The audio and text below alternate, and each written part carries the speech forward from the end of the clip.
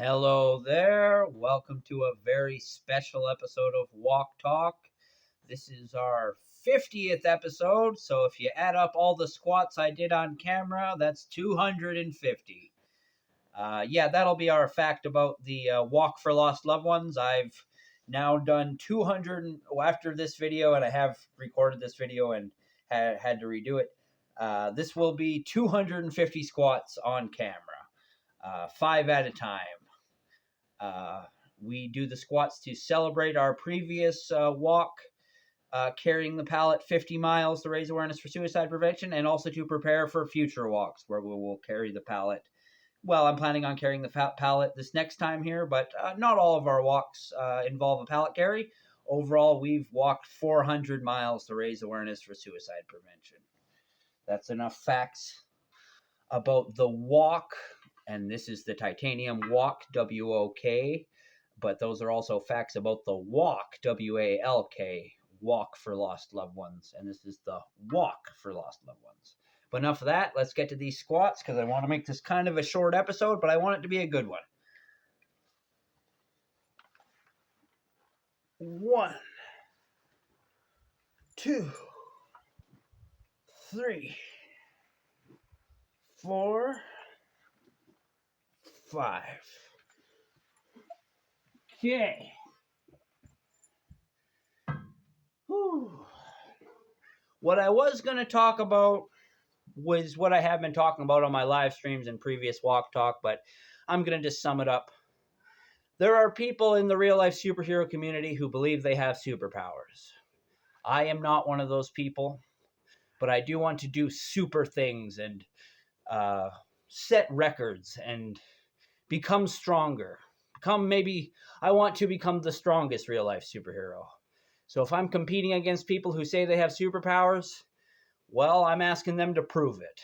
And I'm not calling them liars. I'm just saying the world should be able to see your amazing abilities. We should be super. So I'll just leave it at that. But I don't believe I have superpowers.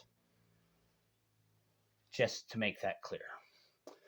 But what I want to talk about is I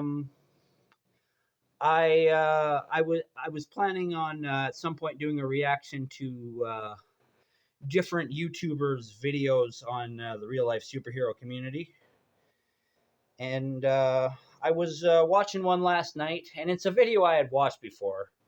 I do find myself rewatching a lot of videos, especially about real life superhero stuff, and he's a pretty harsh critic of the real life superhero community. Which I don't think is a bad thing. I think we need our critics. I think that's. I think Phoenix Jones was a huge critic of the real life superhero community, but also shows exactly why we need critics for the real life superhero community. I'm inspired by Phoenix Jones, but I think there's a lot to be criticized there. It's a video by the Hoop Snake. I don't think he's still uploading. This was like from 4 years ago, and he doesn't appear to be uploading anymore. And I do want to do an actual bit-by-bit reaction to this video because he makes some real good points. But he's kind of just a dick through a lot of it, and it's like he won't hear anybody out if they say something that he thinks is just a little bit off. He's like, oh, they're crazy. Oh, too bad you were doing so good, but you're actually crazy. But really, they're not really saying anything that crazy. He's just kind of being overly dramatic on some stuff. Some stuff is legitimately sounds off and is worthy of criticism. But basically, there's a lot to react to there. But the main point that I wanted to just react off right now is if you don't have laser vision and you can't fly, you're not a superhero. And by my definition, I don't think that's true. I think superhero can mean a lot of things, but I appreciate him having that personal definition of what a superhero means. The fact that you criticize real life superheroes does not mean that you don't think superheroes could exist. It's just that you don't believe they have existed. And I think that's why a lot of people kind of fell in love with Phoenix Jones, because it felt like now a real life superhero does exist. But there were people out doing that already and doing a more careful job in a lot of ways. And he just got the attention. He got the idea out there that you can do it. He did the thing that Kick-Ass did. He put the idea out there that why doesn't someone just put on an outfit? And Phoenix Owens explains why you don't just put on, like, why Kick-Ass is stupid, because he just put on like a spandex suit basically with no armor or anything. And yeah, he got stabbed, and the movie doesn't even make a point of him like getting body armor after that. He just was like, "Oh, I got hit by a car. I can't feel pain. I'm like Wolverine." And it's like, dear God, that's brainless. I'm sorry. There are just some things in that Kick-Ass movie that are brainless. There are some very inspirational things in that movie, but there's some stupid shit. And I feel like Phoenix Jones was an answer to people's idea of somebody dressing up and going out and being a real life superhero. They might think that of me, that I'm kind of stupid because I got just a foam shield and no body armor. But Phoenix Jones was going out there with body armor, ready for real deal shit. I'm kind of going off on a tangent. I'm just saying that he fit my definition of what a real life superhero was, but I've expanded that definition to cover so many things. If you're putting on a costume and you're going to a hospital and you're making people happy, you're a real life superhero too. Okay? Just, you don't have to be jumping in and intervening in crimes. If you're handing out to the homeless people, you're a real life superhero too, even if you're not wearing the outfit. The definition is wide for me. But I appreciate the Hoop Snake having a solid definition of real life superhero and saying, you guys aren't real life superheroes, you can't fly. That's fine. That's fine. But what I want to talk about is some people actually replied to my comments, and I'll just pull them up here. I haven't looked at both of them, but they were on his. Oh, and the name of the video is Real Life Superheroes, an Internet Retrospective by the Hoop Snake. Yeah, basically I had left some comments on there. I kind of like to just advertise myself. And the other big problem I had with this video is the Hoop Snake basically makes the claim that the real life superhero community like died off in 2015 or something like that, which is just like certain organizations, certain websites aren't like up and running, but like the whole organization as a whole has never been bigger. Like it's just dumbass. That's just dumbass speaking. That, like, I don't even know what I'm not even speaking correctly, but I'm like, that makes no fucking sense to me. The real life superhero community never died. There was a big dip downwards after the Phoenix Jones downfall, but even in Seattle, where Phoenix Jones was from, the real life superhero community is fucking bigger than ever. It's like they had like, there was a loss of coverage by the press, but that doesn't mean that the community stopped doing what it was doing by any means. And he seemed to record a lot of evidence of that, and so I don't know how he ever came to the conclusion that he's like, oh, the supervillains are still out there, but the real life superheroes have abandoned us or whatever, when he's talking about Rex Velvet. And it's like, what the fuck has Rex Velvet done? He's just floating around on the internet a little bit. He should be interacting more with the real life superhero community. Like, forget Phoenix Jones. He should be the nemesis of Skyline Superhero. They both have clean, polished videos, but it's a lot easier to criticize Phoenix Jones than it is Skyline, who's like a reasonable guy. But yeah, I think I'm just going to kind of answer this question on video because it's such a great basically this is what it was. Someone left a comment saying, I swear the Phoenix Jones backstory changes every time I hear it. And I replied, yeah, sometimes he was inspired by Nightwing. Sometimes he says he accidentally became a superhero. PJ, oh PJ. I'm Captain Canada. I carried a pallet 50 miles in May to raise awareness for suicide prevention. The RLS community never died. And then and this person's name is Finley K 7581. They replied, Joseph Roszell, you're an RLSH. Would you mind answering 4 questions? Because I'm really obsessed with you guys, and I'm stoked to have one reply to me. And that makes me really happy. I just love people getting excited. That's awesome. That makes me so happy. The first question is, why do you do what you do? I felt it was necessary. I felt it was something that my city needed. Um, and it comes down to two things. I lost my best friend in 2016 to suicide, and that's why I raise awareness for suicide prevention and why I do the walks to raise awareness for suicide prevention. Um, but he also believed in me doing the real life superhero thing. I was already on the path to be a real life superhero, and my buddy Brandon, he really believed in me doing that. But the other reason is my city, Grand Prairie, Alberta, back in 2016 was named Canada's most dangerous city. And my city doesn't really seem like it's all that dangerous compared to any other place or anything like that. I would have just assumed that Edmonton would have been a lot worse off. But it's just the idea that you never know when you're going to become a statistic. You never know when your city's going to become a statistic. And so, yeah, I guess I'm living in Canadian Gotham City because it's the most dangerous place in Canada. But to me, it was just the city I lived in. To me, it was just anybody's city. And so the question I put out to people is like, how close is your city to being the most dangerous city? You may think you're really far away from that, but you might be closer than you realize. And maybe places you think are dangerous aren't as dangerous as you think. But I'll just that more than answers your question. So I'll just that's your first question. The second question is, what keeps you going as an RRLSH in a world that surely laughs at your good deeds?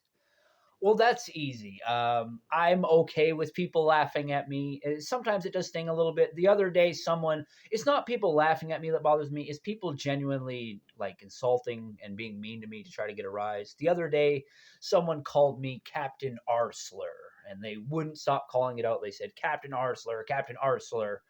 And so I swore at the guy. I told him to F himself. And I know that's not very becoming of what some people might think of a real life superhero, but sometimes people need a human response. If you try to be a bulletproof man who doesn't feel anything, people will try to fire their bullets at you, you know? So I showed them that I am a human being and I bleed and you're spewing shit out into the world. So I'm going to spew some shit back. I am a human being. And I know that's maybe not a good role model for everybody, but I think it's not a great role model to just stand there and take abuse from people either.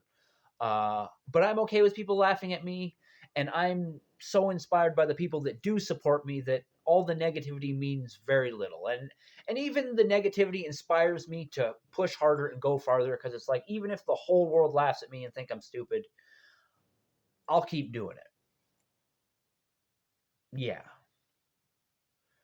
What is your greatest achievement as an RLSH? Well, I, I'll have to split that into two things because I do. My biggest overall achievement is my walk for lost loved ones, where I raise awareness for suicide prevention. But that includes many things. That includes walking over 400 miles to raise awareness for suicide prevention. That includes carrying the pallet 50 miles as an unofficial world record. And that includes tattooing names on my hand that people submitted. They're memorial tattoos of people who, many of which were lost to suicide. My walk for lost loved ones is overall my greatest achievement as a real life superhero. But I also want to highlight a very recent thing that I hold up as a big thing, because in May I actually got in between and did the real life superhero thing and intervened in a fight, and I stopped someone from punching somebody else. And I know that's a very small thing, or may seem like a small thing to some people, but I felt like I actually embodied what people think a real life superhero is. And I want to see the symbol, be the symbol. And so, in a way, I hold that instance up almost as high as my other big accomplishments. So, kind of two-part answer. I cheat a little bit on that. And what would you say to someone considering joining the movement? I want to just say, see the symbol, be the symbol, go out and do it, and be it the best you can. But I would say take a look at the real life superhero community that exists, and just look at it and see, and don't just Look at it as a positive things. Look at it as something that you yourself can improve upon. What can you as yourself do better as a real life superhero that's not being done now? Or what do you see that is being done great that you want to emulate, that you want to do? I see, for me, being a real life superhero is a path to personal betterment and a way for me to help my community. So all the power to you. Be careful. Like I intervened in some fights, but I realize that I am taking a risk when I do that. But whatever you do, whether you're raising awareness or whether you're handing out food to the homeless people, which is something that I do too, chocolate bars, anyways. Um, just be safe. Just do your best to keep yourself safe. And sometimes you got to go beyond that. So, and I'm not saying do that, but sometimes when I intervene in fights, I realize that I am endangering myself, and that's why I don't have it with me. I should have it. That's why I have my foam shield now. It's something to protect me and to block people from punching each other. So figure out what you want to do and figure out what equipment you can build that would fit your purposes. I could answer that question forever. What would you say to someone considering joining the movement? Also consider the cost. A lot of people will respect you and will make you feel great, but there are people that will just look at you like you're crazy. And it hurts. That hurts a lot when you're putting in something and you care about it so much, and then people just think, "Oh, what's wrong with that person?" Maybe the question you should ask the people is, maybe don't ask what's wrong with me. What's wrong with society that inspired me to do this? That I had to go and make a difference and put on a costume to get people's attention.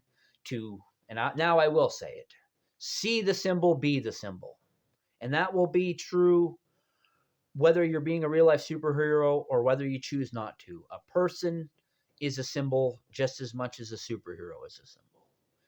So just do your best to embody what you think a real life superhero is.